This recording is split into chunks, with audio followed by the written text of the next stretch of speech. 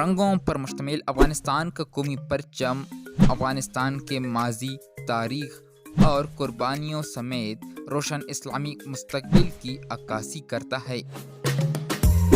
साल 1709 में पहली परचून रियासत होतक रियासत क़याम में आई, जिसके बाद से अब तक 26 मरतबा अफगानिस्तान ने अपना कौमी परचम तब्दील किया। इन 26 तब्दीलियों में 18 तब्दीलियां साल 1919 के बाद से हुई। साल 1739 से 1744 के दरमियान अफगानिस्तान का कोई कौमी परचम नहीं था, जबकि 19वीं सदी के वस्त में एक वक्त ऐसा भी आया कि एक वक्त अफगानिस्तान के 3 कौमी परचम थे। मौजूदा अफगान परचम में आखरी बार साल 2013 में तब्दीली की गई। हाल ही में अफगान तालिबान ने मुल्क के 85% हिस्से पर कंट्रोल का दावा किया है। तवक्को की जा रही है कि पहली की तरह अफगान तालिबान अपने झंडे को कौमी परचम का दर्जा दे दें।